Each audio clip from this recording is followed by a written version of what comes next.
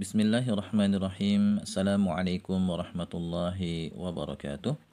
Alhamdulillahi rabbil alamin. Wassalatu wassalamu ala ashrafil anbiya'i wal mursalin. Wa ala alihi wa ashabihi ajma'in. Amma ba'du ikhwani wa akhwati fillah. Rahimani wa rahimakumullah. InsyaAllah ta'ala pada kesempatan kali ini kita akan lanjutkan kembali pelajaran bahasa Arab kita bersama buku penjelasan mudah kitab Al-Ajurumiyah. Kita sekarang akan membahas isim marfu' berikutnya yaitu mubtada dan khabar ya. Sebelumnya kita sudah bahas fa'il dan naibul fa'il. Ibnu Ajurum rahimahullahu taala berkata, babul mubtada'i wal khabari, bab tentang mubtada dan khabar.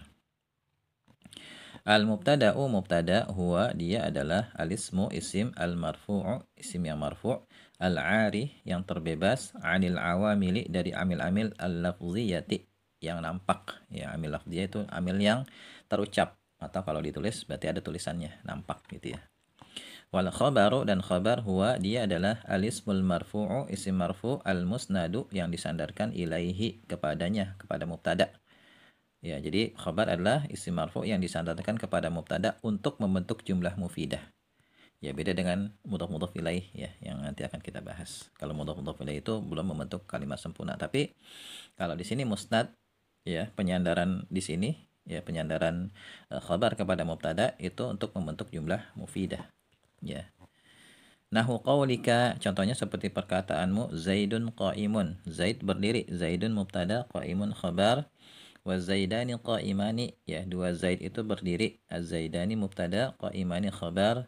Wa zaiduna qa'imuna, para zaid itu berdiri, az-zaiduna mubtada, qa'imuna khabar. Penjelasan ya. Mubtada adalah isim marfu yang terbebas dari amil yang nampak atau terucap ya. Jadi amil pada mubtada itu nggak nampak atau nggak terucap ya. Yang menyebabkan mubtada menjadi marfu adalah posisinya di awal kalimat, yaitu amilnya dia, yaitu amilnya adalah ibtida, karena posisinya dia di awal kalimat ya.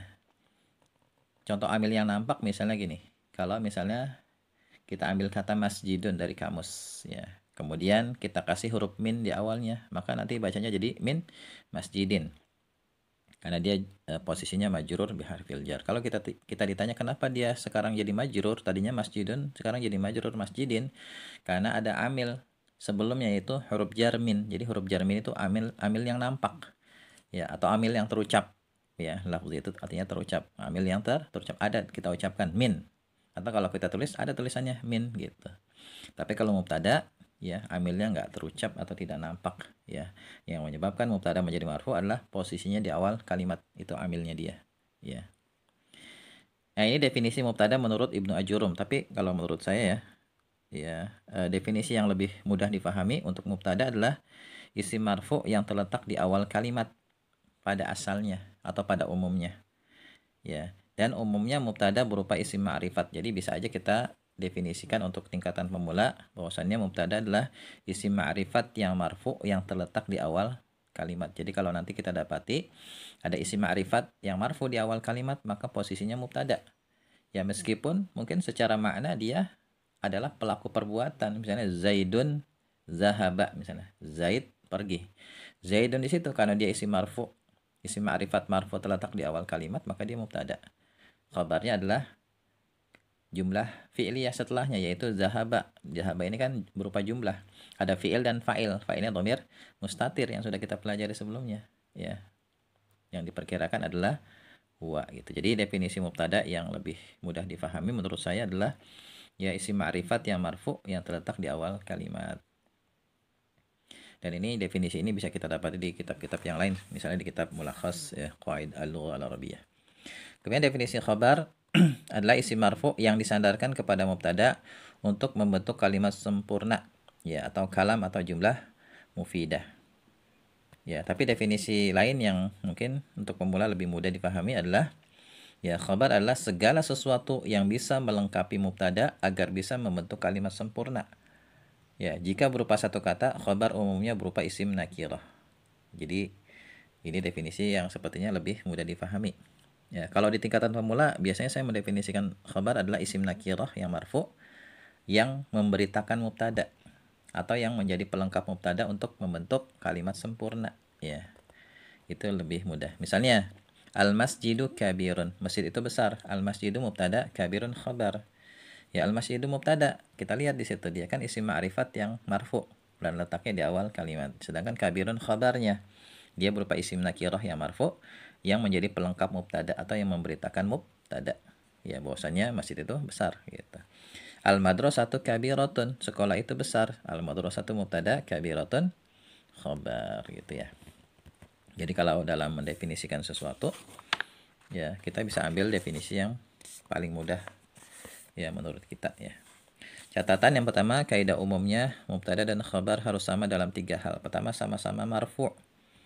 Ya, karena mubtada dan khabar ini kan berada pada kelompok isim-isim yang marfu. Jadi dia harus marfu. Kemudian yang kedua, sama jenisnya. Sama-sama muzakkar atau sama-sama mu'annas. Kemudian yang ketiga, sama jumlahnya. Ya, sama-sama mufrad, sama-sama musanna atau sama-sama jamak. Misalnya di sini contoh, al-talibu salihun, siswa itu salih. Ya, sama-sama mufrad. Al-talibani salihani. Ya, dua siswa itu salih. Sama-sama musanna, at-tullabu salihuna, para siswa itu salih. Ya, sama-sama jamak, dan ini semuanya berupa isim muzakkar, berjenis muzakkar. Sekarang yang mu'anas, misalnya at-talibatu salihatun, at-talibatani salihatani, at-talibatu salihatun. Ya. Jadi kita di sini bisa lihat ya, mubtada khabar sama-sama marfu, kemudian jenisnya juga sama dan jumlahnya juga sama. Ya, kemudian yang kedua, jika mubtada berupa jamak tidak berakal, ya, jamak tidak berakal berarti selain manusia, maka khabarnya bisa berupa mufrad muannas atau jamak muannas salim. Misalnya, al-abwabu, pintu-pintu itu maftuhatun. Boleh kita khabarnya maftuhatun, mufrad muannas atau pakai jamak muannas salim, misalnya maftuhatun. Bisa terbuka artinya. Karena al-abwab ini kan tidak berakal. Pintu ya, selain manusia. Contoh lain lagi misalnya an-nawafidhu ya, jendela-jendela itu maftuhatun atau maftuhatun. Boleh. Kaidah umumnya seperti itu. Nah, ini ya pembahasan ringkas tentang mubtada. Insya Allah bermanfaat ya untuk pemula nih. Pakai saja definisi kalau antum bingung dengan definisi Ibnu Ajurum. Ya, pakai definisi yang saya sampaikan tadi. Nah, sekarang coba antum kerjakan latihannya dan setelah ini kita akan bahas insyaallah taala ya. Wallahu a'lam bishawab. Sallallahu wasallam ala nabiyyina Muhammadin wa ala alihi wa ashabihi ajma'in walhamdulillahi rabbil alamin. Assalamualaikum warahmatullahi wabarakatuh.